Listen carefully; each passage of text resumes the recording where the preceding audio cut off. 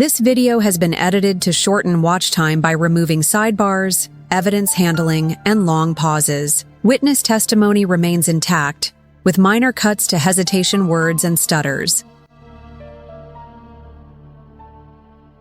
All right, Mr. Jackson, whenever you're ready. Thank you, Your Honor. Dr. Wolfe, thank you for joining us again this morning. I'd like to draw your attention to a picture. You remember seeing that photograph? Yes. You were shown this photograph last week, is that right? Correct. By Mr. Brennan, correct? Correct. Do you recognize the photo as the same photo that you were shown last week? Yes. Under questioning by Mr. Brennan? Yes. And what does that appear to be a photo of, just generally? It appears to be a photo from the test dummy from the 29 mile per hour impact test. Does that appear to be a true and accurate photograph of the condition of the dummy following that 29 mile an hour crash test? Yes. Is this the photograph? Yes. Dr. Wolfe, first of all, what caused the damage? Well, let's start with the most basics. Which arm is this, left or right? This is the left arm. What position you called this dummy Rescue Randy, is that right? Correct, What yes. position generally was Rescue Randy in upon impact during this test? He was oriented such that the right side of his body and his right arm would be contacted by the vehicle. What caused the defects in the damage to the sweatshirt as we see it here? That was due to the interaction from the Rescue Randy sliding on the pavement surface to his position of final rest. Is that sometimes called road rash? Yes. Did you see any road rash in any other place on Rescue Randy in this photograph? Doesn't appear so in this photograph, no. Can we highlight the face? What about there? Sorry, I thought you were talking specific to the clothing. Yes, the as I mentioned on Friday, there were signs of road rash to the body of the dummy itself, on the face and on the torso and arms. Can we zoom in on the sleeve a little bit? Do you see any staining on the sleeve as well as the defects, the holes and the tears? Yes. What is that staining from? Just from that sliding contact with the pavement, so it's just likely debris and kind of a film from the pavement surface being deposited onto the material. With regard to John O'Keefe's sweatshirt that you reviewed photographs of, did you see any other defects other than the right arm and the fact that it was cut off of him medically? No. Any other indication or any indication whatsoever of anything that you see consistent with road rash? No. Okay, let's go back to the full frame. The second image I'd like you to take a look at. You recognize what's depicted in that photograph? Yes. How do you recognize it? It is the backside of the test dummy from the 29 mile per hour full-on impact test. Which arm is featured in that photograph? That would be the right arm. Does that appear to be the right arm of Rescue Randy as he's face down? Yes. Is that following the impact?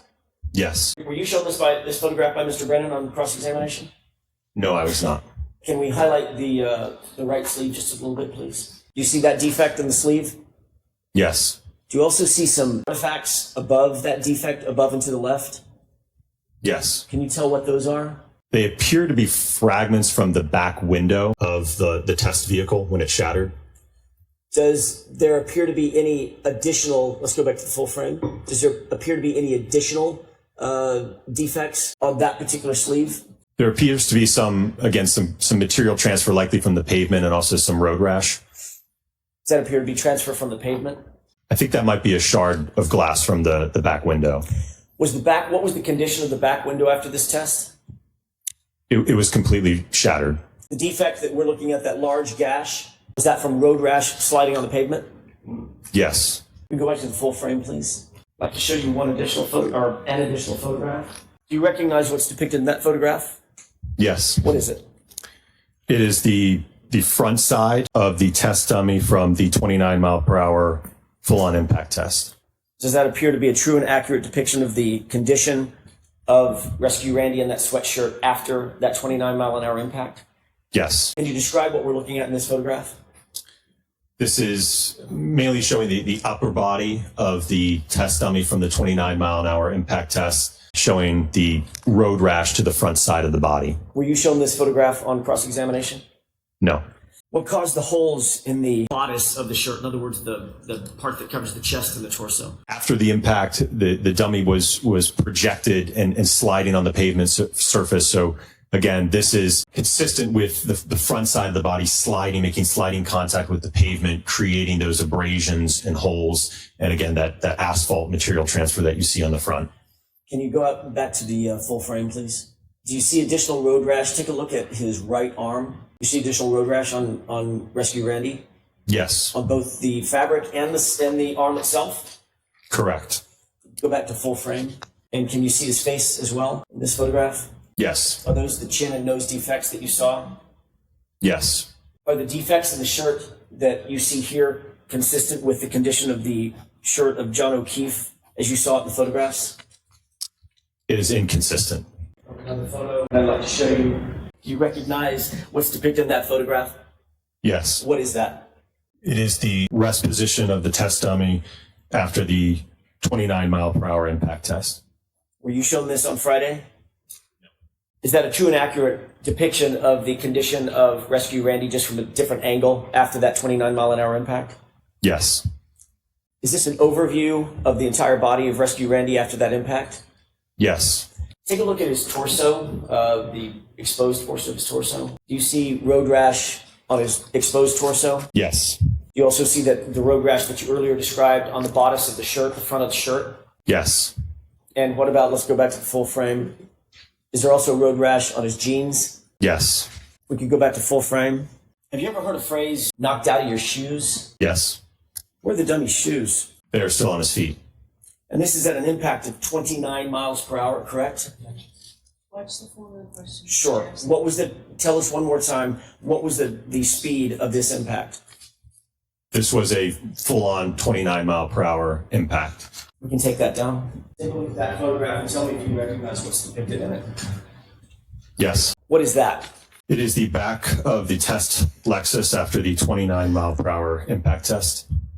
Is that a true and accurate depiction of the condition of that Lexus following that 29 mile an hour impact? Yes, and I should be more specific. It's post the 29 mile per hour impact with the test dummy, not just the arm. Understood. Thank you. The collision that caused the damage to Rescue Randy that we've just been looking at. Correct, yes. Is this the photograph that we were just talking about? Yes. And this is the condition of the vehicle after that rearward impact with Rescue Randy, correct? Correct. Did the subject vehicle photographs that you looked at, were those consistent or inconsistent with this photograph?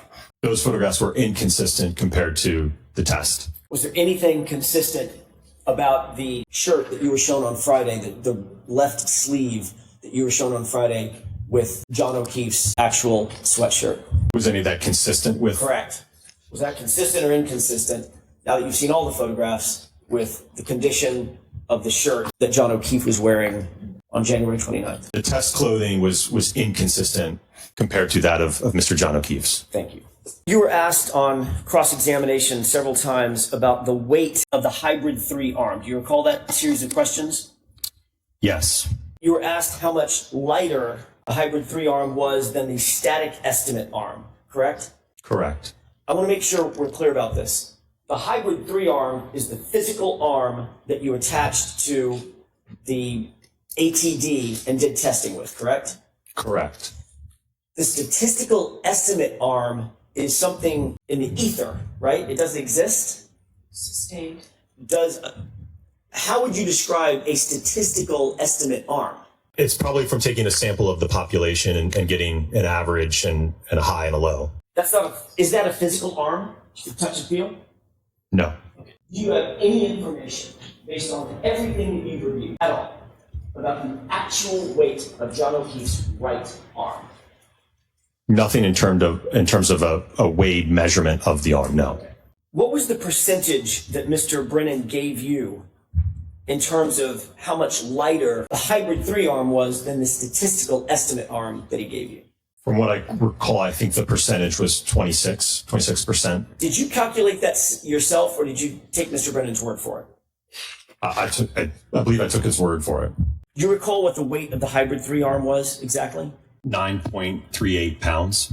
What is the difference, if you can calculate, what is the difference between what was the statistical estimate arm, the number that Mr. Brennan gave you? I think I heard him say 11.8, but I also think he said at one point 11.6, so I'm not sure of the final number he landed on. Does 11.86 sound right?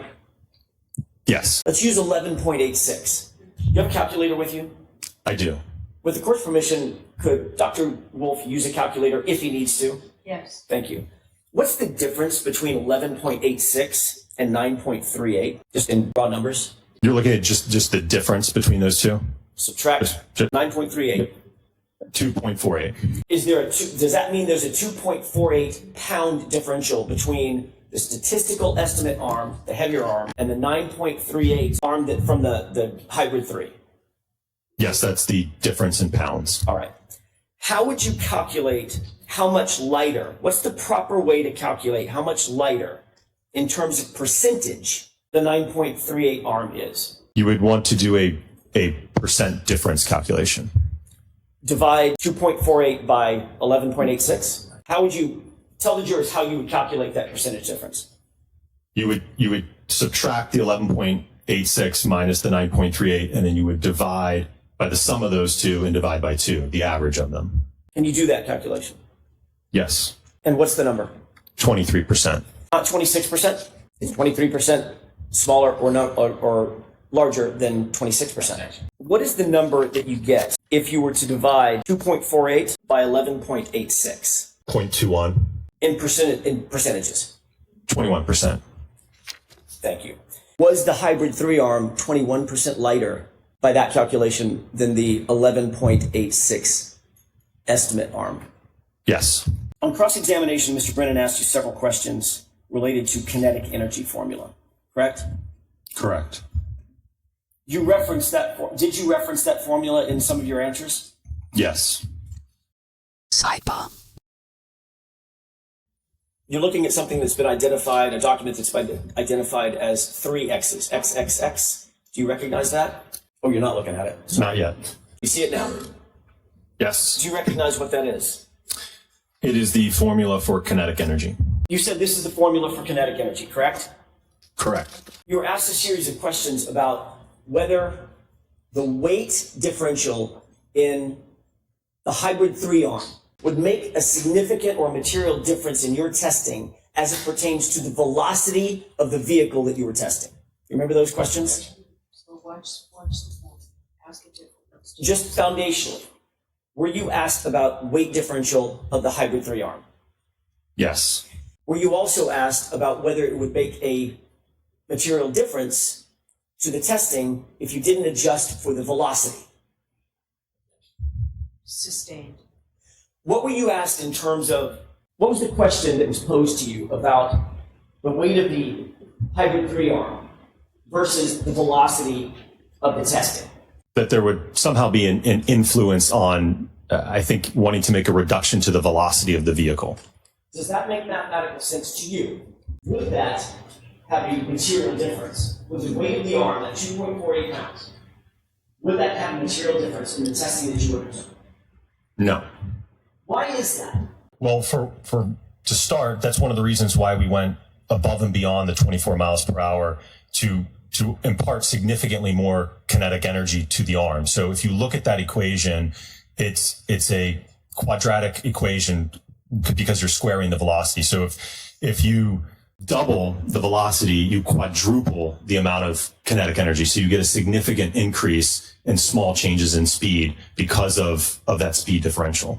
Did you do a test with just the hybrid arm contacting the tail light at 24 miles per hour? Yes. Did you also do a test with that hybrid 3 arm contacting the vehicle at 29 miles per hour? Yes. I'd like to talk about those 2 tests. Can you explain to the jurors what they're looking at? I want to start with going from left to right. What does the E sub K mean in that formula?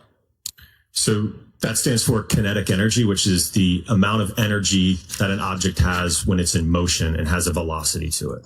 What is the 1/2 on the other side of the equal sign? Just a constant. And what does the M, as in Mary, stand for?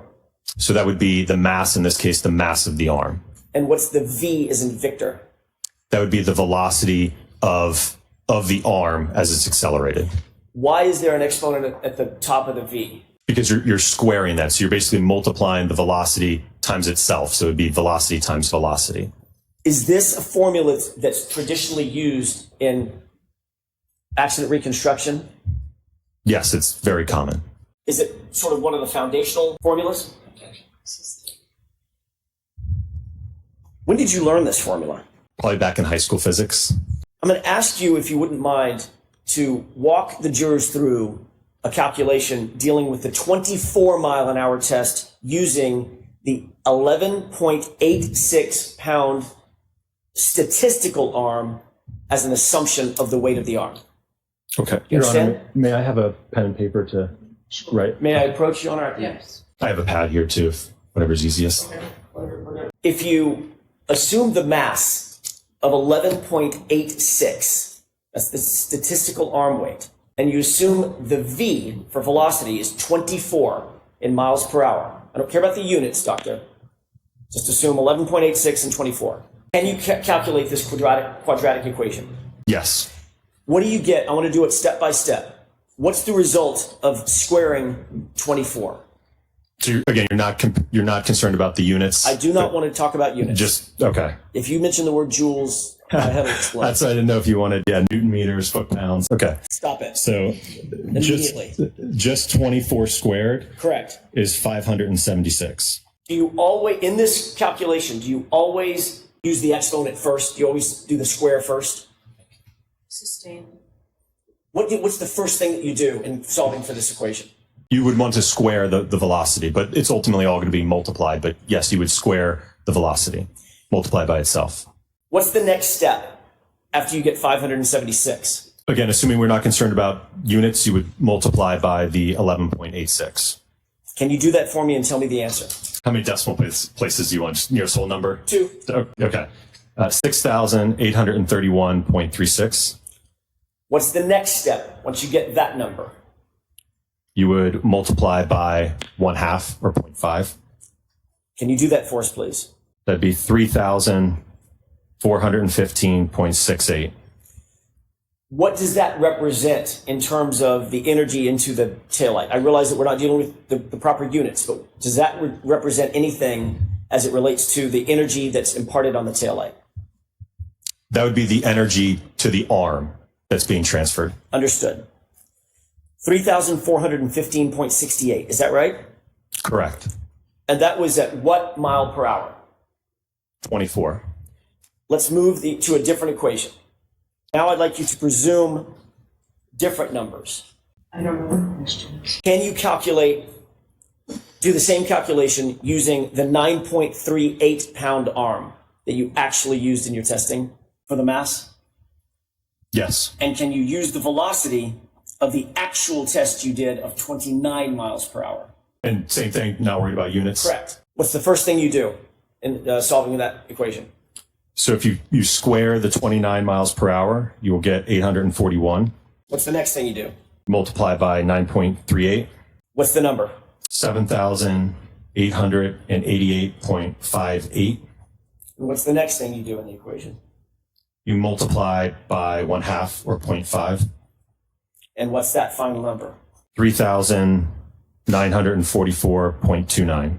That would be the number or the amount of energy imparted on the arm at 29. Is that right? 29 miles per hour? So ask it differently. Sure. What is that 3,944.29 number? What does that mean in terms of the kinetic energy? That would be the kinetic energy that the arm has if it were moving at 29 miles per hour and weighed 9.38 pounds. One final calculation. What is the percentage difference between 39, 44, 29 and the other test that we just did, or the other calculation, 34, 15, 68? So in terms of a percent difference, again, when you're subtracting the two and then dividing by the sum divided by 2, so that's basically the average of the sum, it is 14% difference. Which of the two tests, the two energy equations that you just did, which represents the higher kinetic energy imparted to the arm? The 24 mile an hour test, that's the hypothetical, or the actual test at 29 miles an hour? Which one? The 29 mile per hour speed with the arm weight of 9.38. What does that mean, Dr. Wolfe, in terms of the testing that you did with the lighter arm, 9.38 pound arm, at the 29 mile an hour test, as it compares to the hypothetical 24 mile an hour test? It would be more force and more energy in the 29 mile per hour impact test. Even though you used a lighter arm? Sustained. And what was your opinion and conclusion as it pertained to the subject taillight using the 29 mile an hour test? What was your opinion and conclusion as it pertains to the subject taillight? Was that consistent or inconsistent with the damage that you saw on the 29 mile an hour test? It was inconsistent. Thank you, Your Honor. That's all I have. Good morning, Doctor. Good morning. Doctor, did you have a chance to speak to anybody from the defense this weekend? Not over the weekend, no. After you left here Friday? On Friday, I let them know that I was returning back home, and then I let them know last night that I had arrived, yes. Did you receive any new information or have any conversation before you came in today? No. Now, when we asked you about weight last week, you did not go into any calculations about the difference between the standard arm, 11.86, and the 9.38, did you? I don't believe we did, no. In fact, when you testified last week, at the end of the day, you were asked questions by Attorney Jackson about the weight of that arm, correct? Yes.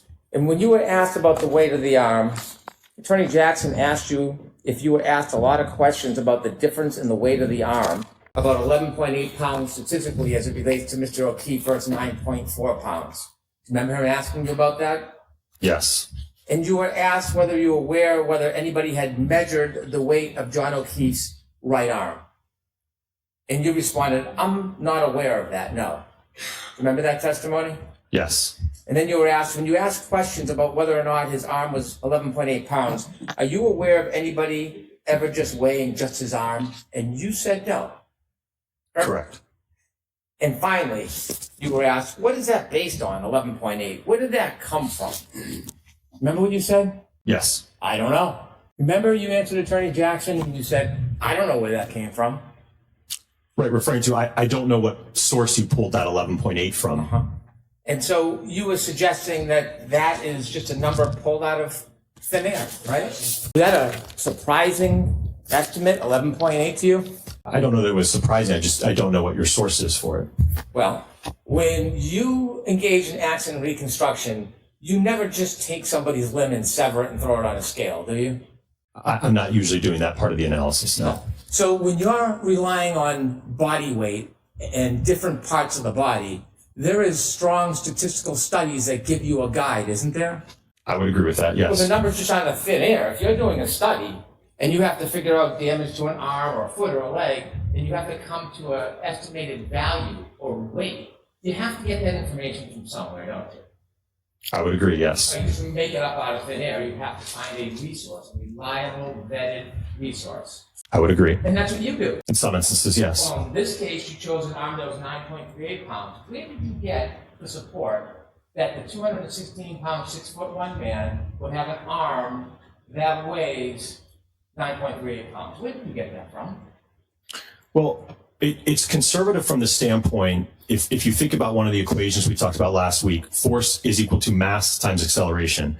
So if we take the acceleration data from our test and we multiply it by a lighter mass, the 9.38 pounds, it's less force to the arm. So now if you want to increase the mass of the arm, you're now talking about a greater net force to the arm. So it's conservative from a force perspective. Put aside your story about the force perspective. My specific question It's sustained. Ask the question again. I'll ask you again, Doctor. Tell us where you got the 9.38 pound value from when considering a 6'1", 216-pound man. Where did you get that from so you could be statistically accurate? It is the mass of the hybrid free arm. We saw the photograph that depicted the weight. Again, how you account for that when you're doing the force calculations is you would utilize the acceleration data that we measured and then you would apply a different mass, in this case, a heavier arm. And I will note, it's the same thing that Dr. Welcher did in his drop test with the hybrid 3 head. He ultimately measured the acceleration of the head. Then to calculate the force, he adjusted the mass of according to Mr. John O'Keefe's mass of his head. So for the third time, I'm going to ask you just a very simple question. Dump down for me, okay, doctor? Where did you get the source to legitimize using a 9.38 pound arm for a person that's 6'1", 216 pounds? Where is your source to say that arm is validated for use of that size man? Where is that? Again, it's the weight of the ATD arm. That is what the 50th percentile arm weighs. As I mentioned, in our field, it's accepted to utilize the acceleration data, and then you adjust the force based upon an increase in mass. Is that your answer? Yes. Mr. O'Keefe's body weight and size does not put him in the 50th percentile like the 9.38 arm. He's closer to the 95 percentile. Isn't that fair to say? Correct. And there is, in fact, the 95 percentile crash test dummy, isn't there? There is, yes. Yeah. You chose the 50 percentile, which is shorter, yes? Correct. Weighs less, yes? Correct. And the arm weighs less. True? Correct. The truth is, you have absolutely no study, no paper, no article that supports using a 9.38 arm for a 216-pound man who's 6'1". You have not one reference or study you can offer us right now, do you? I don't agree with that, because again, if you look how Dr. Welcher did it, he used the 50th percentile in his drop test with the head, and to calculate the force, he adjusted for Mr. John O'Keefe's mass of the head. Same thing is done in this instance with the lighter arm. We adjust for that in the calculations. You have one paper, one study. I know the answer to this, but let me ask. You have one paper, one study to support that it is appropriate to use the 50 percentile 9.38 arm for a person who is 6'1", 216 pounds. I won't ask you again, but if you can answer this once for me. Do you have one paper, one study? So I'll take out the commentary. Can you answer that question, please? Sorry, can you repeat the question? You have one paper. Give me a name, an author. One paper, one study that supports using a 9.38 arm, 50th percentile, when you're doing a crash test for somebody who's in the 95th percentile who weighs 216 pounds and is 6'1". One paper, sir. I don't have a paper because Dr. Rentschler is addressing the forces and the injuries to the arm. You talked about, however, would you come up with the number 11.8? Like it was something that is curious or foreign to you, right? Are you confused how the number 11.8 would come up? I'm not confused. I don't know your source for it. When you do studies, would you agree that the head has a similar weight to the arm and that the weight of an arm would be about 5.48% of a person's body weight? I'm sure that there's various studies out there that talk about that. Could be one particular study. Well, let's talk about one study. What do you think? You're the engineer, you're the expert. When you're weighing an arm by percent, what is the percent of the arm of the total body weight? I don't know as I sit here today off the top of my head, no. I'm sorry? I don't know as I sit here today off the top of my head. Well, if you don't know the percent of body weight of the arm compared to the whole body, how would you ever come up with a number for the arm? Well, from the work that I've done with Dr. Rentschler in this case, dating back to last year, it's my understanding that his calculation for the arm was approximately 11 pounds. So you're relying on somebody else's study? You're doing an independent assessment of the evidence, and you're relying on other people's math? Is that what you're telling us? I don't agree with that because, as I've mentioned numerous times, Dr. Rentschler and I worked as a team on this case. You can't separate the reconstruction part from the biomechanical part. It's an integral part that works together on it. Would you agree that the arm is about statistically vetted, that it's 5.48% of the total body weight? Would you agree with that? It sounds about right, but again, I don't have the percentage on So the top if you of my take head. 5.48% of a 171-pound man, which is the crash test dummy you were using, the 50 percentile, what do you get? You said 5.48%? Yeah. Just over 9 pounds. Okay. Close to 9.38? 9.37. Okay. Now when you have 216 pounds, 5.48%. 11.8. 11.8. Sound about right, doctor? By that calculation, yes. Okay. Now, you said you had some confusion where I'd get that number from. This 11.8. Do you remember that? Yes. And when I threw out that number, is that the first time you heard of that number? The 11.8? Yeah. Yes. Or 11? Is that the first time you heard of it from anybody? 11 pounds? Is that a new number to you? I don't understand your question. Well, you're saying that when Attorney Jackson asked you where did Brennan get those numbers from, you said, I don't know. Remember that on Correct. Friday? Do you know where I got the number 11 pounds from? 11.8 Yeah. or 11? 11. As I just mentioned, last year, I believe I testified in a previous proceeding that it was about 11 pounds. Yes. Your testimony. 11 pounds. Your prior testimony, right? Yes, You testified before under oath in this case, didn't you? correct. And when you testified under oath and you were giving a general estimate about the pounds of Mr. O'Keefe's arm, based on your experience and your training, you said it was around 11 pounds. Those are your words, right? Correct. Under Yes. oath. Yes. Right. You can't delete something that's under oath, right? And so when you feigned confusion on Friday about this 11 pounds, so when you answered questions last Friday about wherever this 11.8 pounds came from, you weren't so confused about that because you've used 11 pounds before yourself, haven't you? Yes, but again, I don't know where you got that 11.8 from, so. Well, we just did the math, didn't we? Yes, Okay. And you used a calculator to help you, didn't you? I did, yes. Calculator works. Yes. Okay.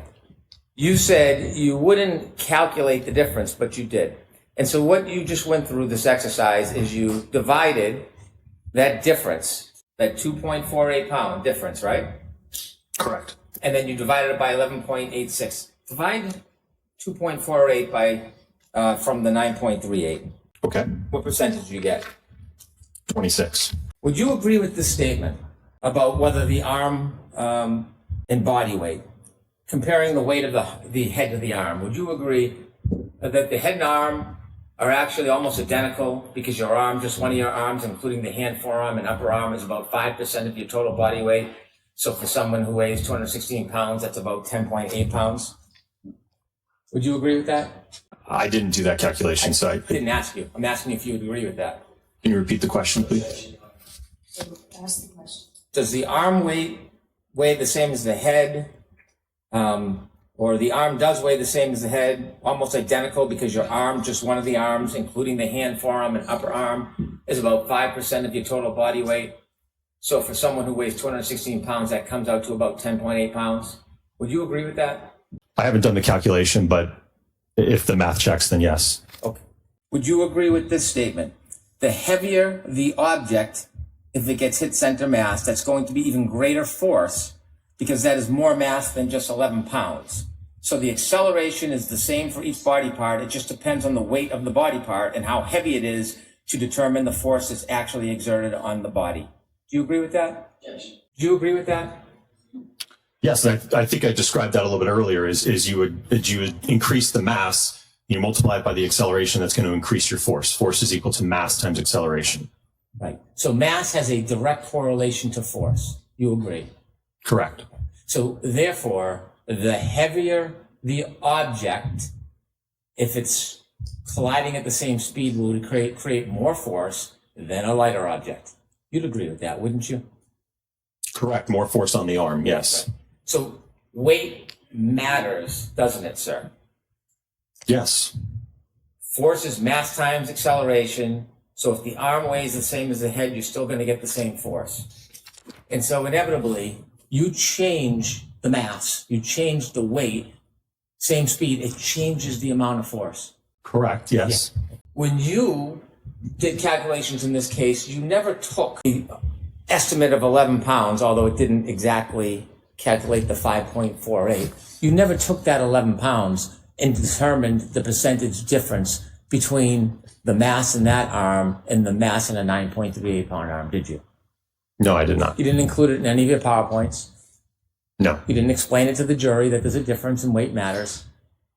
Again, that's something that Dr. Rentschler is going to discuss. I'm asking you because you testified, you gave opinions, you got a PowerPoint. Did you explain to the jury about the difference in force when there's a change in weight? When you did all your PowerPoint and calculations, did you break it down for them?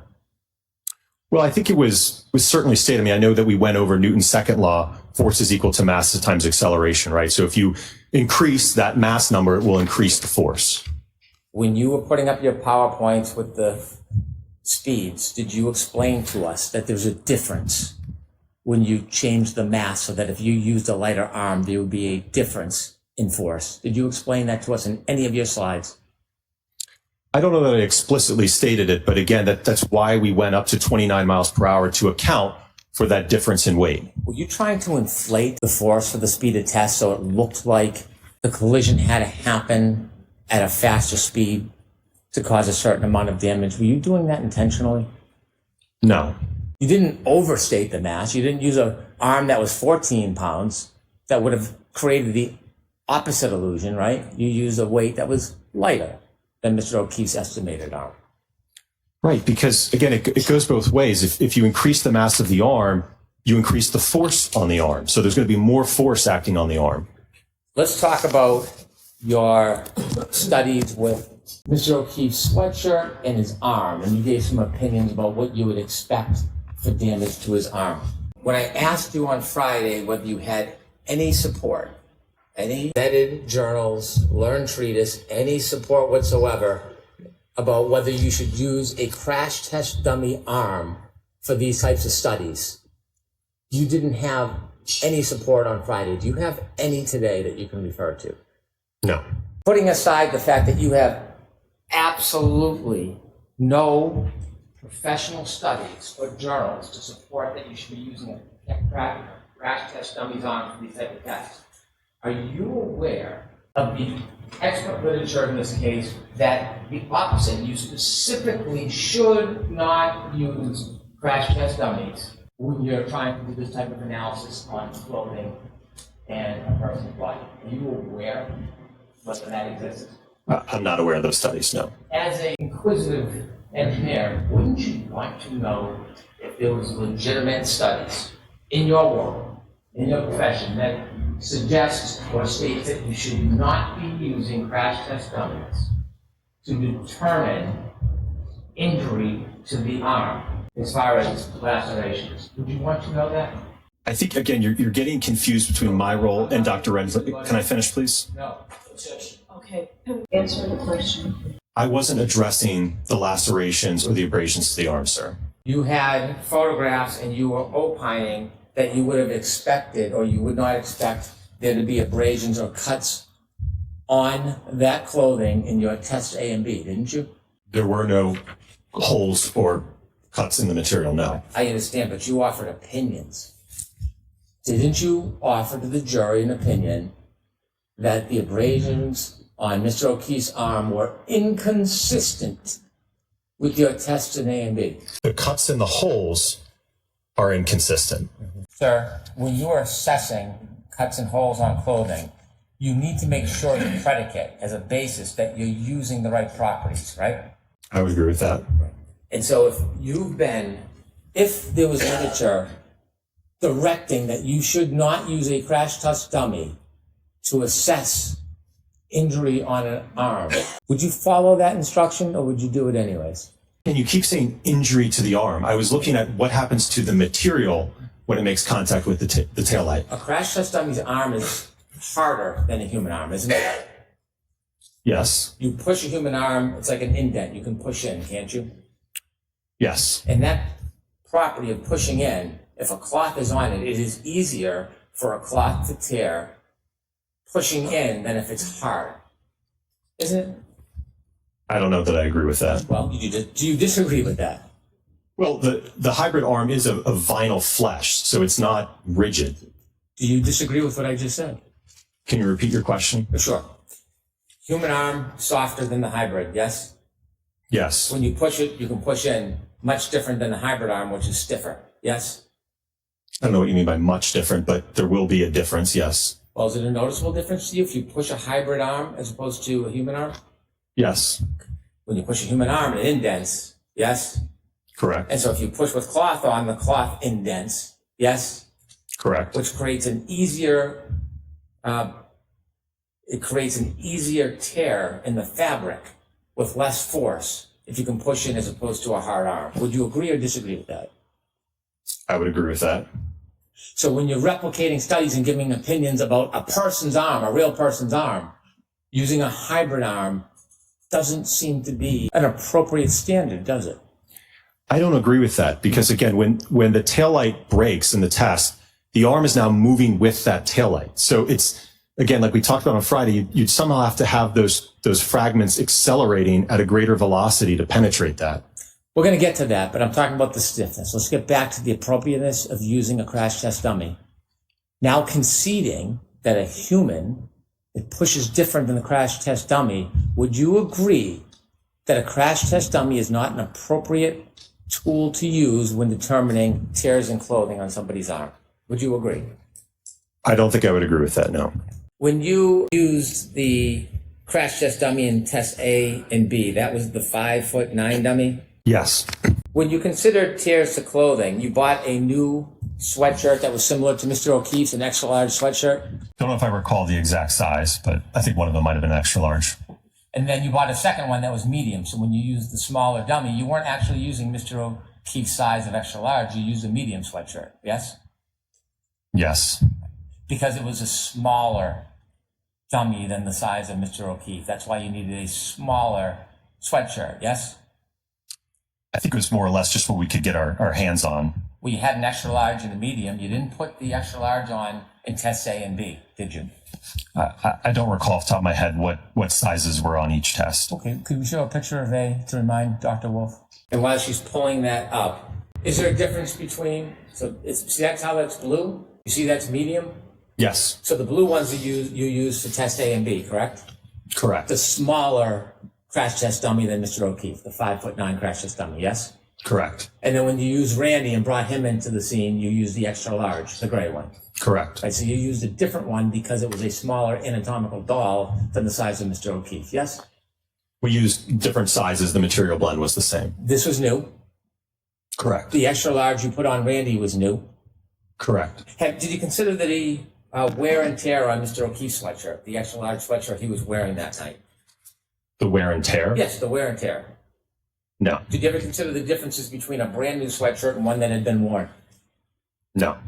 Had you ever had clothing, sweatshirt you used repeatedly, maybe put in the dryer, wears it down? Sometimes you can get holes more easily. Did you do any type of analysis on that whatsoever? Any type of analysis whatsoever on the age or whether it's stretched the same, anything like that? No. No variables whatsoever on the sweater, did you? No. Does it matter whether or not the sweatshirt is tighter or looser or how it fits the body? Is that any part of your consideration? No. Have you ever done testing like this before for clothing?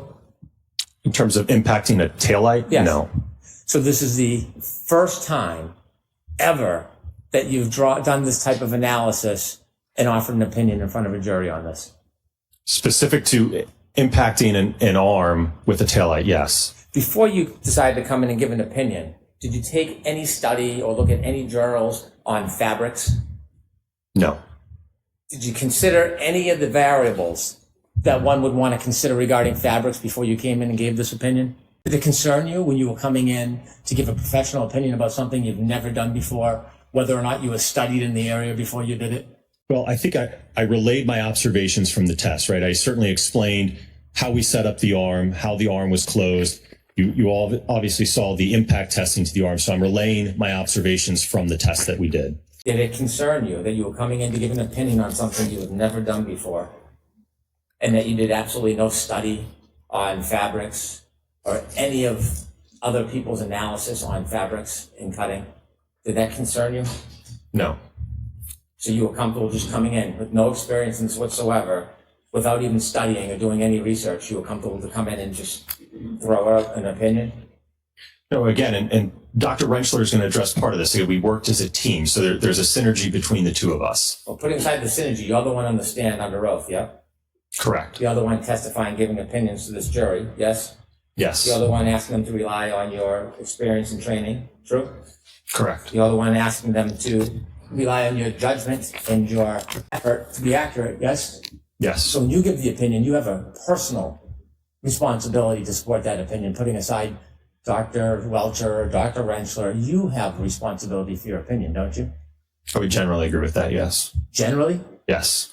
Well, when wouldn't you? When would not in general? Don't you have an obligation every single time you take the stand and give an opinion to be supported, valued, vetted? Yes, every single time? and again, Dr. Rentschler is addressing those abrasions and lacerations, which certainly correspond to the material. But you didn't wait for Dr. Rentschler. You offered a number of opinions to this jury. You personally, under your name, you came in and presented yourself as an expert in this subject. You, didn't you? Correct. So putting aside Dr. Rentschler, his opinions, do you stand behind your opinions? Yes. Okay. And you do that despite the fact you've done no study, no research, haven't vetted, and have no authority whatsoever? Yes. You wrote a report back on February 12, 2024. Correct. In February 12, 2024, do you remember talking about injuries to the arm and damage to the taillight? Generally, yes. Okay, that's fair. Do you remember writing in a report, it is significant to note that the injuries have been classified as abrasions and analysis of the autopsy photographs indicates minimal bleeding or lacerations of the dermis? So the report that you're referring to is a joint report authored by myself, Dr. Rentschler, and Mr. Scott Klein. So that would have been a portion drafted by Dr. Rentschler addressing the injuries. I see. So in this report, it has your name, Dr. Rentschler, and another person, Scott Klein, yes? Correct. But in the report, none of you ever differentiate which opinions you're standing behind or somebody else's, right? I'll move on. The objection sustained. I'll move on. The objection sustained. Did you agree with that? Sustained. Did you write or endorse these injuries would not result from impact with a non-damaged tail lamp cover and the amount of force required to fracture the tail light cover? So I'm going to see you in sidebar. Sidebar. You would ask questions about impact with the tail light. And in fact, in one of your answers to me today, you talked about after a vehicle collides with a pedestrian, there's continued movement between the vehicle and the pedestrian, isn't there? Correct. And so while glass or plastic that shatters from a taillight might not impale clothes of the skin, would you agree if your dummy wasn't restrained, when the Lexus collides with the dummy, there'd be continued contact for some time, extended contact between both the dummy and the taillight? Well, the arm, as is demonstrated in the test, would be moving at roughly the same velocity as the vehicle. Yes. And don't you think that the vehicle would continue to drag the arm until the body either was thrown or spun off? Would you agree with that? At some point, they will separate, yes. At some point, but before the at some point, what I'm asking is, at the collision, when you see all the taillights shatter, right, wouldn't the Lexus, if it continues at that speed, say 24 miles per hour, for example, it would continue to drag with that dummy's arm longer than is shown in those experiments because the dummy is restrained? Sorry, can you repeat the question? Yes. Would you agree that if a Lexus is backed up at 24 miles per hour and hits the dummy's arm and the taillight shatters, the dummy wasn't restrained and moved regularly, it would extend the contact between that shattered taillight and the dummy's arm? It would move with the vehicle until it got pushed out of the way, just move to the side, And yes. so what you're saying is it would move with the vehicle but wouldn't touch the vehicle? Well, in the one test, if you remember, because of the restitution effects, the arm reached a speed of over what the impact speed is. So in some instances, it actually might move at a speed greater than the vehicle. Fantastic. In some instances, would it move slower and be dragged by the vehicle's broken taillight? Dragged? Yeah, I don't know so if I say understand. Drag, push. How about we use the word push? Pushed by the broken taillight. Could that happen? The arm would move with the taillight until it moves out of the way. So you're saying it would move with or faster, but never would slow down where it gets pushed by the car? It's moving with the vehicle, sir. I don't understand your question. You said it moved with the vehicle. Sometimes it moves even faster, suggesting space between the broken taillight and the arm. That's what you're suggesting, right? Correct. So it can move with, it can move faster. Can it ever move slower and the vehicle pushes and drags against the arm? I mean, it might be able to move a few miles per hour if it doesn't have as much of a center of mass hit. but it's still going to move out of the way because it's on a joint. Moving adjacent with the taillight, just moving along. Yes. Would you agree with this? You have an arm struck at 25 miles per hour to get significant more damage to the significant more damage that taillight shatters, hits and moves forward into arms. Parts of taillight pushed into arm as vehicle pushes forward and pushes arm out of the way. So the word push, would you agree with that general characterization that the broken taillight can, in fact, push the arm? Would you agree with that? Generally, I guess, again, it would move with the vehicle, the arm together. Not move with. I'm asking you if you would agree about pushing. Would you agree with that? As long as we're on the same page about it, it's pushing the arm, but it's with the vehicle. They're moving together. So, but in essence, yes, the arm is being pushed due to the fact that there's a force on it. And the pushing could have that arm in contact with the broken pieces of the taillight if the taillight broke, correct? Just moving at a common velocity? The operative word here is push. And so do you like to agree with me or you can disagree with me? Can the broken taillight push the arm so it contacts and provides force against it? Could that happen? Yes. When you were showing those photographs today regarding Test F, now you use Randy in Test F, right? Correct. How tall is Randy? He's 6 feet. And he weighs 200 pounds? Correct. So still 16 pounds less than Mr. O'Keefe, yes? Correct. And you keep referring to Randy as a crash test dummy. Randy's no dummy, right? He's a mannequin. He is, but he signifies basically what happens when you have 200 pounds of mass striking the rear of that vehicle. I don't want to misrepresent Randy. He's not a crash test dummy, is he? Well, it wasn't used for biofidelic purposes. It was to, again, what happens when you have 200 pounds of mass strike the vehicle. So when you've been referring to Randy as a crash test dummy, you don't mean to do that. That's a misnomer, isn't it? I don't know that I agree with that. So you think that Randy is a crash test dummy? He's a certified, approved crash test dummy. No, and I think I made it very clear that there is no instrumentation on it, right? And one of the reasons why I mentioned that is those ATD dummies are $150,000, so we're not going to risk impacting it with the Lexus and destroying that. I can understand the cost analysis for you, but I want to be clear. He's a mannequin. It's used by firefighters and drills pulling a body, dead weight, out of a house to replicate certain scenarios. That's what Randy was made for, yes?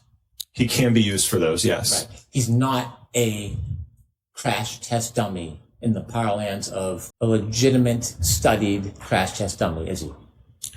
I don't agree with that because, again, we use that type of dummy in all different types of tests. There's an H395M PED, which most closely replicates John O'Keefe's size and body, isn't there? Correct. You didn't have that when you did the test, did you? No. When you do crash tests, you can put a magnetic control on the crash test dummy, so upon impact, it releases and is thrown. You could do that, couldn't you? That is one way, yes. Right. So that way you don't have to put the dummy on a forklift and then it creates a different scenario than real life, correct? That could be one way that you could do it, yes. It doesn't impede any roll or drag when the dummy's hit. That's one reason you would do that rather than a forklift, yes?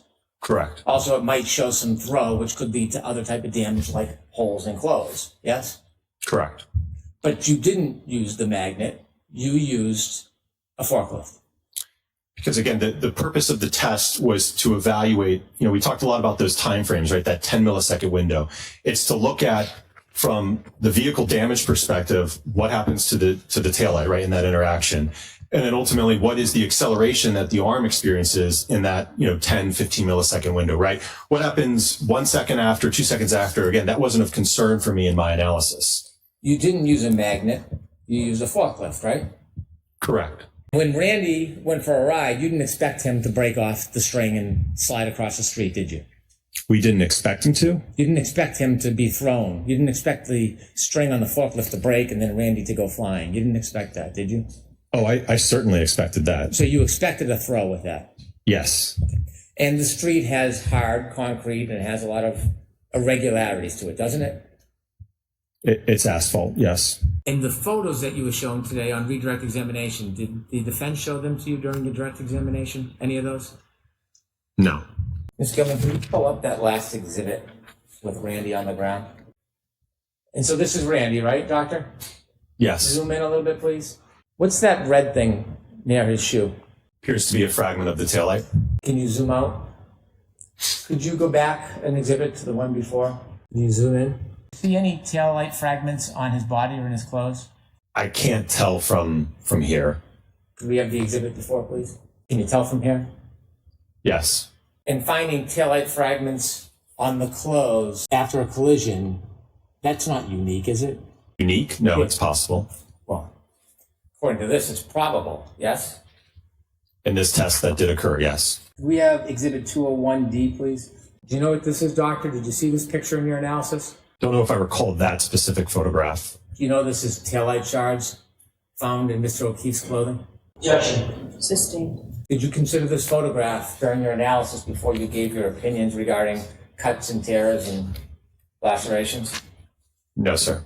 When you did your analysis, did you know that a drinking straw was found on the concrete on the street in front of 34 Fairview? I don't know if it was on the concrete, it might have been on the asphalt, but I do recall a drinking straw, yes. Did you know that there was a glass found near Mr. O'Keefe? Could you put that up, please, Cindy? Objection. Sustained. You talked about cuts and injuries. Did you? Sustained. It sounds like it's beyond the scope. Very well. When you did test D, did you say the peak acceleration was 780 Gs? Your Honor, may I refer to my notes? Yes. Page 11 of your report. I think I lost an exhibit. Okay. Is that what you described it as? For test D, Yes. the acceleration of, we're talking about the hand, Yes. 780 Gs, yes. 780 Gs. Okay. When you did your comparison before you gave your opinions, you showed us a scuff on the exemplar vehicle, photo 77. Beyond the scope, Mr. Bennett.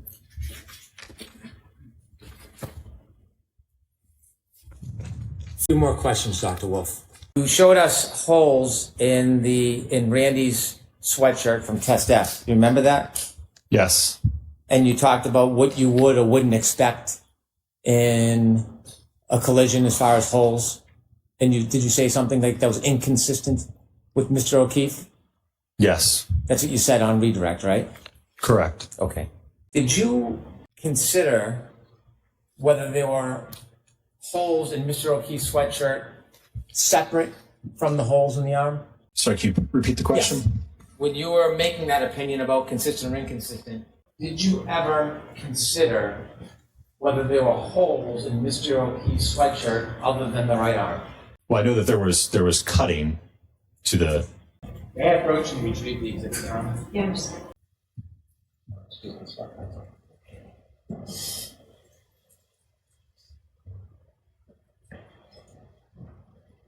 Do you ever look at the back of the sweatshirt to see if there was any holes to the back of the sweatshirt other than the right arm and you formed your opinion? I don't recall. Take a look at the back. You see other holes on the back of Mr. O'Keefe's sweatshirt? It appears I see one hole. Let me get a little closer so you can get a better look. I'll direct you to here.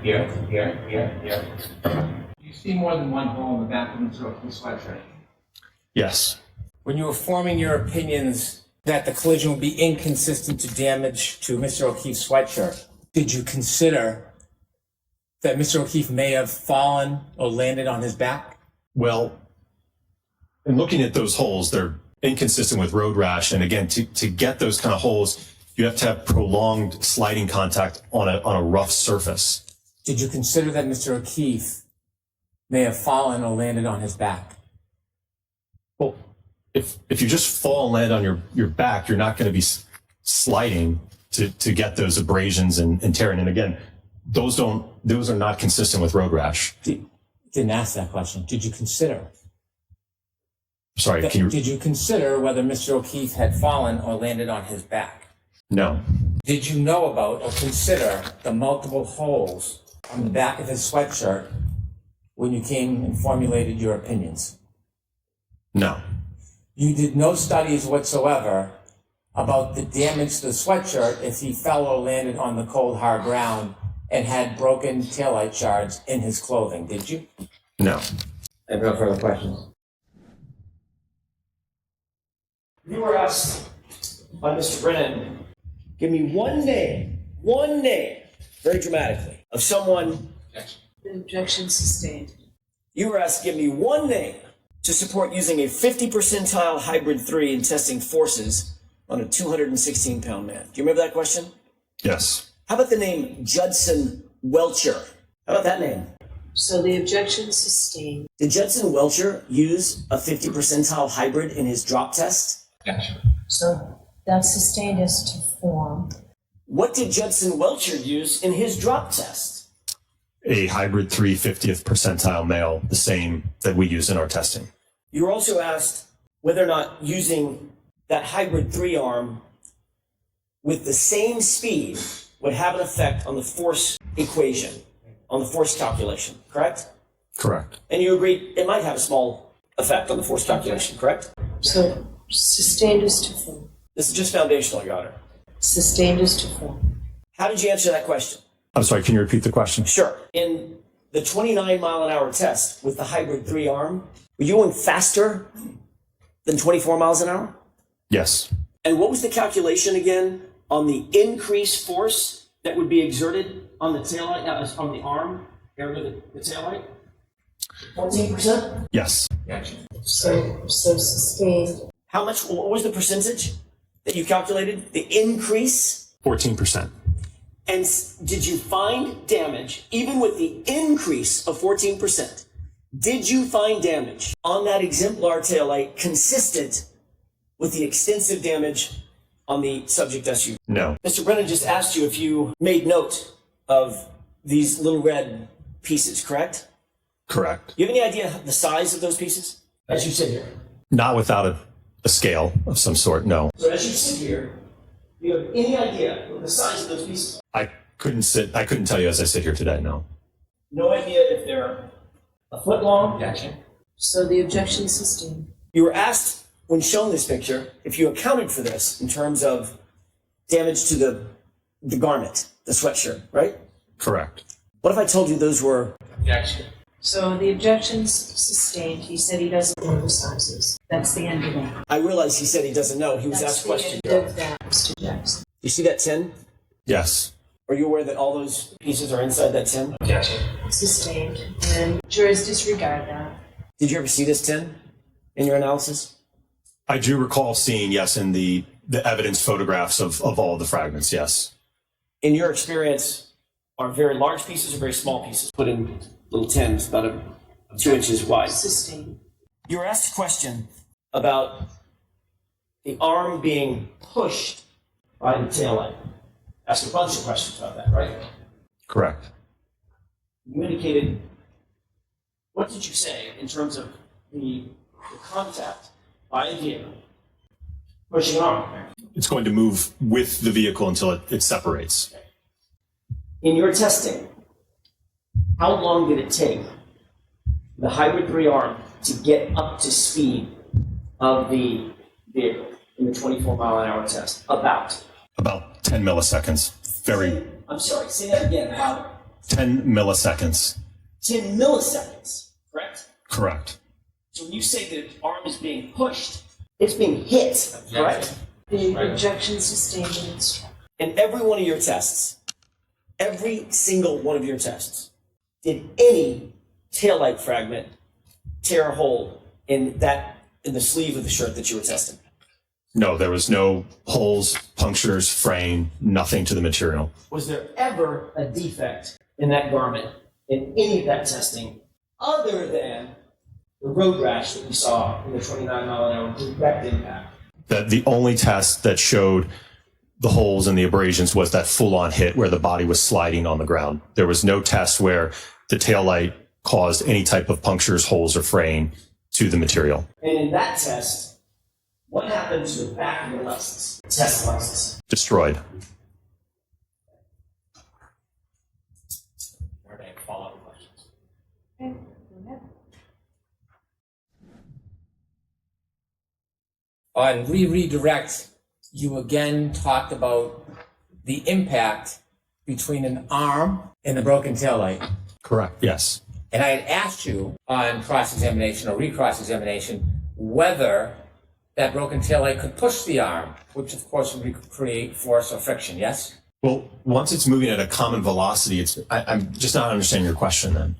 If it's not a common velocity, if the broken taillight is, Ask the question. if the broken taillight is pushing the arm, which would mean the broken taillight is going at a faster speed than the arm. If it pushes the arm, the broken taillight can come in contact with the arm, can it?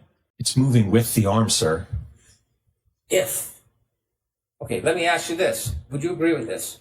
If you have an arm that's actually struck at 25 miles per hour, you're going to have significantly greater damage, especially if there's a taillight that shatters. So if you have the taillight coming in, it's hitting the arm, it's moving forward into the arm. You agree with that? Dr. Rentschler? Do you agree with that? Objection. So I'm going to allow it, strike this. You agree with that? I'm sorry, can you repeat? I can. If you have an arm that's actually struck at 25 miles per hour, you're going to have significantly greater damage, specifically if there's a taillight that shatters. So you have the taillight coming in, it's hitting the arm, and it's moving forward into the arm. Would you agree with that? Objection. I'm going to allow it. In reference to the greater damage, we talk about damage to the arm. You agree with that phrase? The best way I can characterize this, it's moving with the arm, sir. So if that actually caused fracture of the taillight, then parts of the taillight are going to be pushed into the arm and likely embedded into the arm as the vehicle continues forward and pushes the arm out of the way. Objection. Do you agree with that? I'm going to allow it. Sidebar. I'm going to read this one more time, okay? Okay. Would you agree? If you have an arm that's actually struck at 25 miles per hour, you're going to have significantly greater damage, especially if there's a taillight that shatters. So you have the taillight coming in, it's hitting the arm, and it's moving forward into the arm. So if that actually caused fracture of the taillight, then parts of the taillight are going to be pushed into the arm and likely embedded into the arm as the vehicle continues forward and pushes the arm out of the way. Would you agree with that? Again, my area of expertise is not injuries to the arm, so whether or not those fragments would be embedded or cause any type of damage to the arm, no. But what I would say is that I would agree with the taillight being pushed into the arm. It's going to cause the taillight to fracture, and then the arm will move with the taillight. When you do a demonstration, isn't this exactly what you see? Could you play E again for me? Isn't this exactly what you see?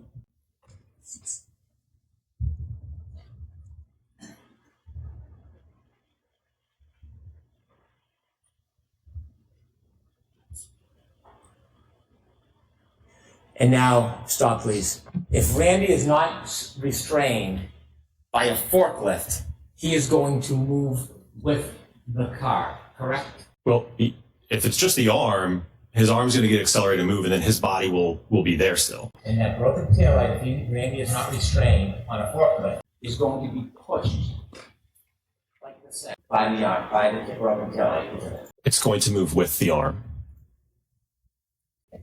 Thank you. All right, so juries, we're going to take a morning recess.